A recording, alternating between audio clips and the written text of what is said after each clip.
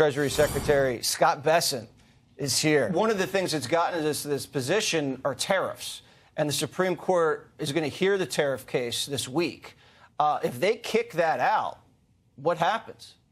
Well, I don't think they're going to. I'm actually going to go and sit, hopefully in the front row, and listen, have a ringside seat.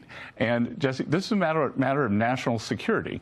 If President Trump had not had the IEEPA, which is an emergency tariff authority, back in the spring, he put IEEPA tariffs on China, and last week in in Korea, the Chinese agreed to start working to bring down the precursors for fentanyl.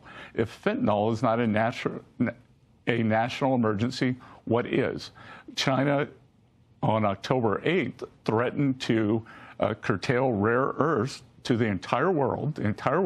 President Trump threatened to put on 100% tariffs and protected our national security using the IEEPA power.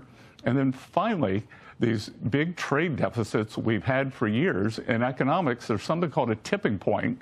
And we were at the tipping point. Fortunately, President Trump came in. He put on the tariffs. He is rebalancing global trade in favor of the U.S., and he has prevented an economic crisis. So the media is going to say if the Secretary of Treasury shows up, front row seat, to the Supreme Court hearing on tariff, you're intimidating the justices. They're going to say Bessent is intimidating Justice Jackson and Sotomayor, and you shouldn't show up. Well, they can say what they want. I am there to emphasize that this is an economic emergency. National security is economic security. Economic security is national security. As the Treasury Secretary of the United States, I'm in charge of maintaining both.